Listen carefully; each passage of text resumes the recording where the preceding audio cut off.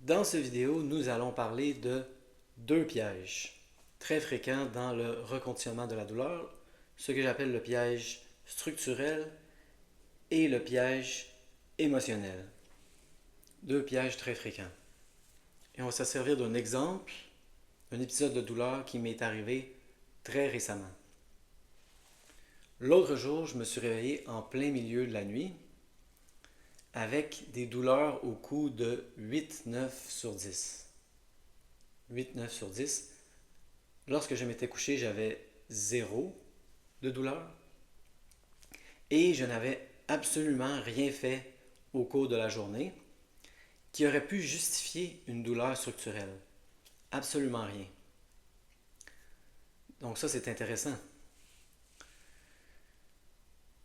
Qu'est-ce que j'ai fait? Qu'est-ce que je n'ai pas fait? Je n'ai pas paniqué. C'est la clé. J'étais même content. Vous allez me croire. Je me suis dit, oh wow, ça fait longtemps que j'ai pas eu un 8, un 9/10. Je me suis dit, je vais pouvoir en parler dans mes vidéos. Je vais pouvoir en parler dans les vidéos. J'étais content. Je vous jure, j'étais content d'avoir un 8-9. Je me suis dit, oui, ça va me rafraîchir la mémoire. C'est vrai, c'est ça. Hein? C'est convaincant. C'est convaincant. J'étais pas convaincu, évidemment. Sinon, la douleur serait peut-être restée. Ah. Mais c'était presque convaincant. J'avais vraiment l'impression qu'il y avait un problème structurel. Et j'étais content.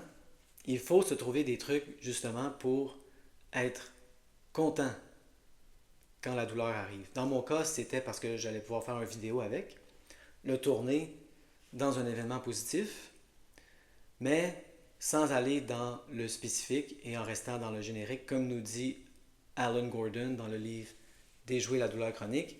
Beaucoup de gens sont contents quand ça fait longtemps qu'ils font le reconditionnement de la douleur, lorsque la douleur arrive, parce que c'est une occasion d'avoir des expériences correctives.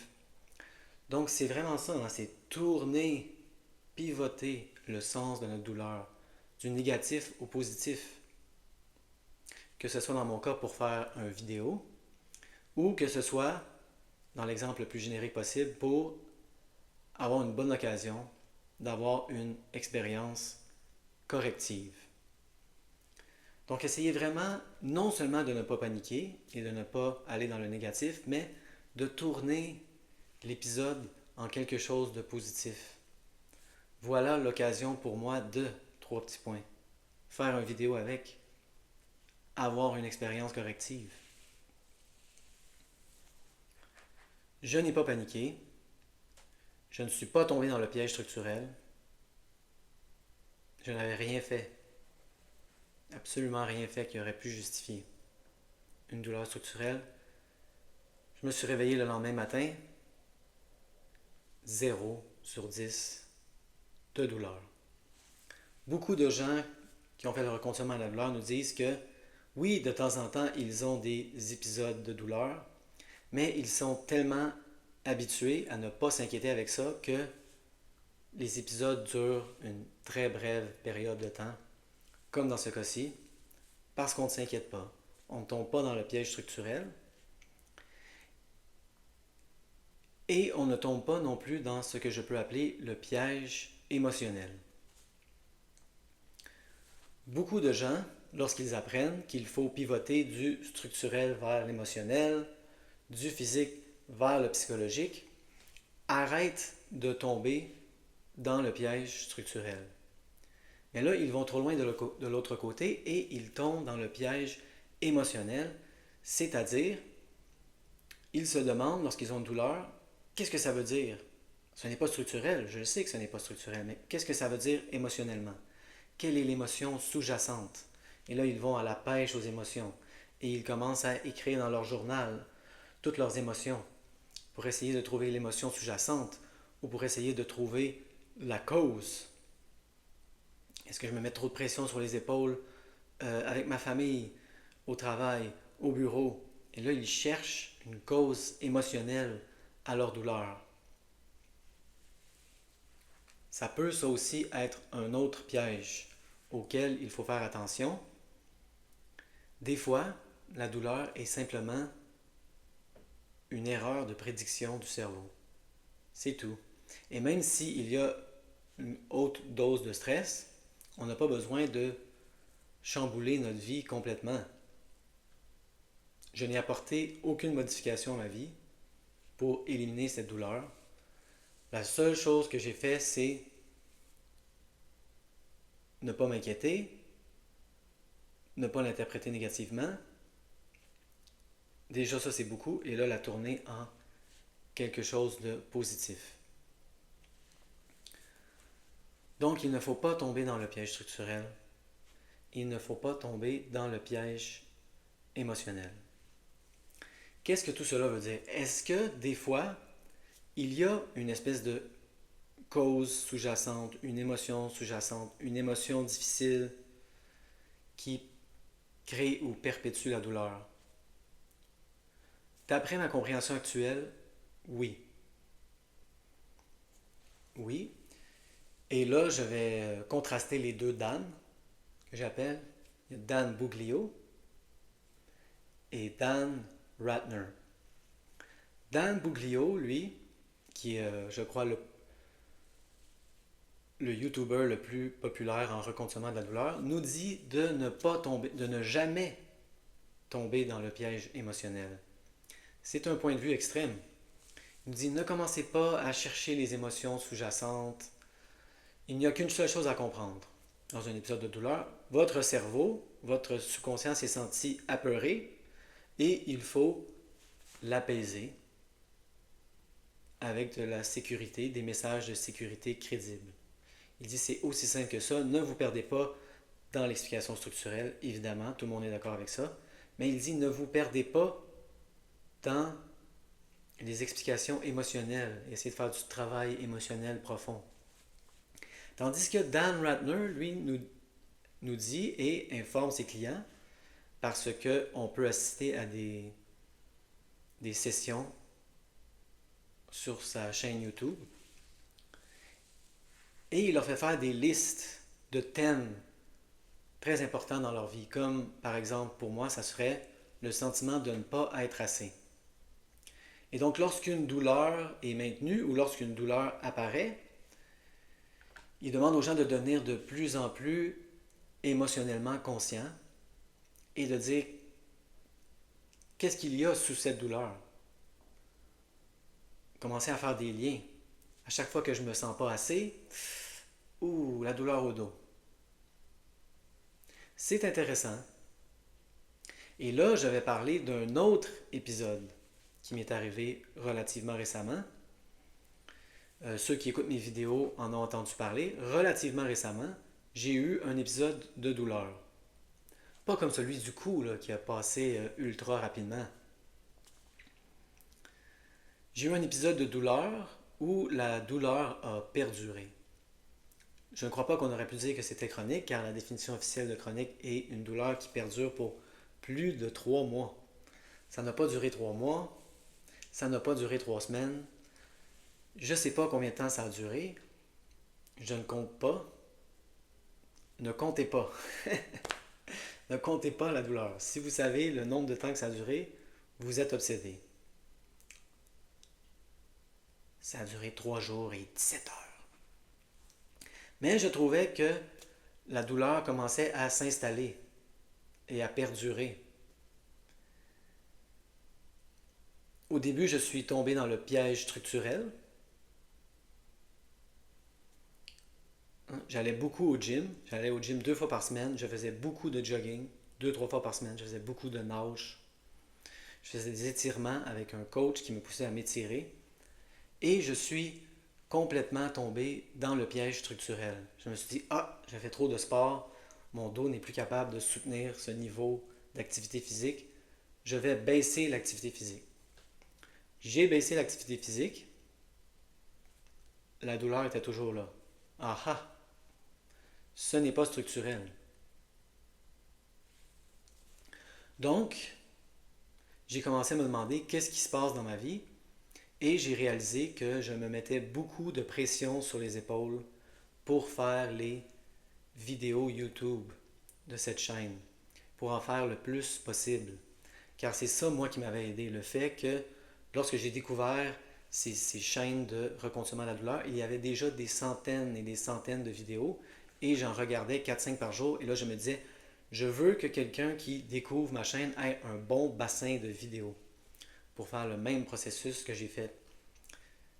Je ne sais pas si ça peut marcher pour tout le monde, mais je me disais, si ça a marché pour moi, ça va marcher pour d'autres personnes. Et là, je me suis mis beaucoup de pression sur les épaules. Je me levais le matin, je me disais, qu'est-ce que je vais dire dans la vidéo aujourd'hui? Recherche, faire la vidéo. Il y a des journées où je ne pouvais pas en faire, mais il y a des journées où j'en faisais 3. Parce que j'en ai fait environ 120 en 2 mois. 120 en 2 mois. Pression énorme sur les épaules. Et je me suis dit, c'est ça. C'est ça mon mal de dos qui perdure là, depuis un certain temps. Et dès que j'ai relâché la pression, le mal de dos est parti. Avec cette pression-là venait beaucoup d'émotions. Donc on pourrait dire que la cause de cet épisode de douleur était émotionnelle. Donc comment faire la différence et ne pas tomber dans le piège structurel? Ça est plus facile. Comment faire la différence et ne pas tomber dans le piège émotionnel? C'est une question plus complexe. Donc, surtout quand on commence dans le reconditionnement de la douleur, je n'essaierai pas au début, moi, de faire des liens entre mes symptômes et des émotions sous-jacentes ou des situations dans ma vie. Je considérais chaque symptôme comme qu'est-ce qu'on pourrait appeler une erreur de prédiction du cerveau. Je commencerai par ça. À chaque fois que j'ai un symptôme, je me dirais, c'est une expérience ici de mon cerveau qui fait une erreur de prédiction. Ne pas chercher une cause sous-jacente émotionnelle. Parce que, surtout lorsqu'on a beaucoup de symptômes, plus souvent qu'autrement, ça va être une erreur de prédiction. Et là, il n'y a rien à trouver là-dedans. C'est seulement des liens que le cerveau a fait, c'est du conditionnement pur. Il faut le plus possible juste traiter les symptômes comme des erreurs de prédiction. Et là, je dirais faire le travail émotionnel en parallèle. On fait le travail émotionnel parce qu'on veut faire le travail émotionnel, comme je le fais en ce moment, même si je n'ai plus de symptômes. Je continue à faire le travail émotionnel parce qu'il faut le faire. C'est bon pour nous. On n'a pas besoin de le faire. Mais c'est bon pour nous. Donc, moi, c'est pour ça que je le fais. Donc, au début, ça serait ça mon conseil. C'est de garder les deux séparés dans un sens. On traite chaque symptôme comme une erreur de prédiction du cerveau et on fait le travail émotionnel en parallèle. Et là, en traitant chaque symptôme comme une erreur de prédiction, il y en a beaucoup qui vont s'atténuer et disparaître. Il va y avoir de moins en moins de symptômes parce qu'en plus, on fait le travail émotionnel en parallèle. Et là, moi, au début, ça serait trop difficile de toute façon, même s'il y avait des liens, les faire. Comment pourrait-on faire tous ces liens? Mais là, les symptômes s'atténuent, les symptômes diminuent en nombre, on fait le travail émotionnel, on va de mieux en mieux. De plus en plus, ça va être facile de commencer à faire les liens entre les émotions sous-jacentes et les symptômes. Entre les symptômes et les situations dans notre vie qui ont besoin de changer, comme se mettre trop de pression sur les épaules pour un travail, par exemple. Donc, c'était ça le message vidéo. J'espère que c'était clair, j'espère que c'était utile. Il y a un piège structurel, il y a un piège émotionnel.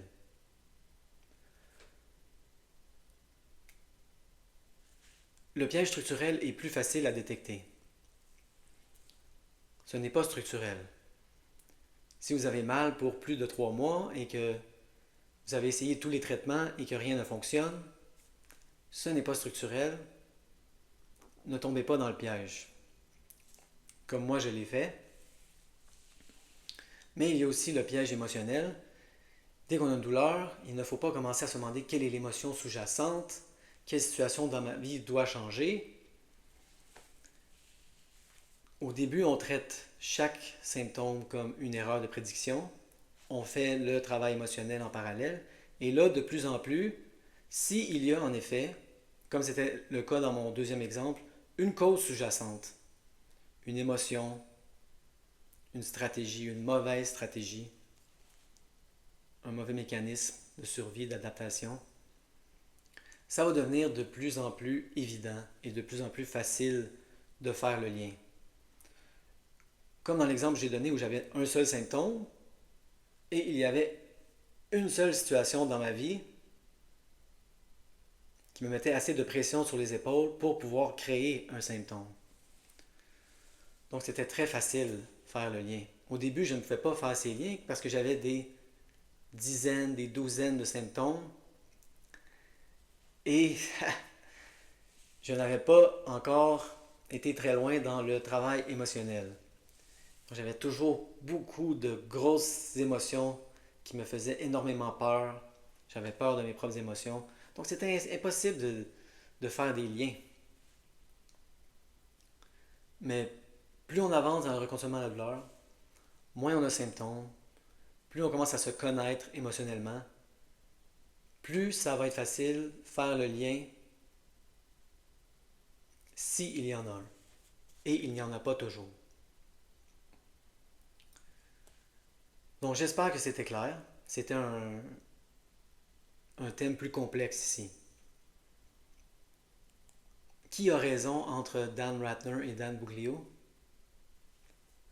Les deux, peut-être. Il y a tellement de gens, il y a tellement de cas différents. Certaines personnes vont plus apprécier la stratégie Dan Buglio, certaines personnes vont plus apprécier la stratégie Dan Ratner. Moi, je trouve qu'il y a de la place pour toutes ces stratégies à différentes parties du parcours. Au début, je prendrais la stratégie Dan Buglio, traiter chaque symptôme comme notre cerveau qui est apeuré, mais de plus en plus, surtout lorsqu'un épisode perdure, essayer de faire le lien avec ce qui se passe dans notre vie émotionnellement et en termes de nos stratégies, nos mécanismes de défense qui ne fonctionnent plus.